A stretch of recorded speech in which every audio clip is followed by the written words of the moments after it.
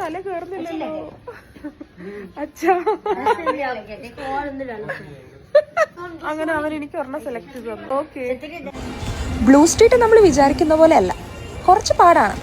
ആരും പറയാത്തൊരു സത്യം ഞാൻ പറയട്ടെ, ഈ ഗള്ളി ആക്ച്വലി ജോധ്പൂർ ശരിയാണ്, ബ്ലൂ ആണ്, പക്ഷെ വൃത്തി എന്ന് പറയുന്നതില്ല. നെക്സ്റ്റ് പ്രോബ്ലം, ഇവിടെ നിറച്ചു പട്ടികളാണ്. അങ്ങനെ പട്ടിയെ പേടിച്ച് ഒരു സൈഡിൽ മാറിയിരിക്കുമ്പോഴാണ് ദേവദൂതനെ പോലെ ഒരാൾ എന്റെ മുന്നിൽ പ്രത്യക്ഷപ്പെടുന്നത്.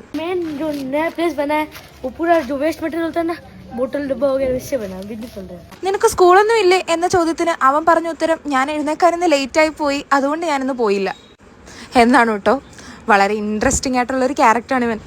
സത്യത്തിൽ ഇവൻ ദീദി ഒറ്റയ്ക്കാണോ, ദീദിക്ക് ഒറ്റയ്ക്ക് പോയി ഈ ബ്ലൂ സിറ്റി എക്സ്പ്ലോർ ചെയ്യാൻ കുറച്ച് പാടായിരിക്കും, അതുകൊണ്ട് ഞാൻ ദീദി ഹെൽപ്പ് ചെയ്യാം എന്ന് പറഞ്ഞ് എൻ്റെ കൂടെ കൂടിയതാണ് കേട്ടോ.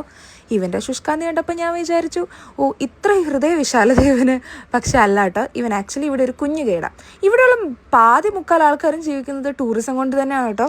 എന്നാൽ പിന്നെ ഫോട്ടോ ഒക്കെ എടുക്കാൻ ഇവൻ എൻ്റെ കൂടെ ഇരിക്കട്ടെ എന്ന് വിചാരിച്ചു. എന്തൊക്കെ പറഞ്ഞാലും അവൻ എന്നെ കൃത്യസ്ഥലത്ത് തന്നെ കൊണ്ടെത്തിച്ചു കേട്ടോ. ഇൻസ്റ്റാഗ്രാമിലും യൂട്യൂബിലും ഒക്കെ കണ്ടുവരുന്ന ജോധ്പൂറിന്റെ ശരിക്കുള്ള ബ്ലൂ ഷെയ്ഡ് അതവൻ എനിക്ക് ശരിക്കും പറഞ്ഞു തന്നു കേട്ടോ. ഇങ്ങനെയാണ് ഈ ചില ഭാഗങ്ങൾ കാണാൻ വളരെ ബ്യൂട്ടിഫുൾ ആണ് ഇവിടെ. എന്റെ ഗൈഡാണിത്.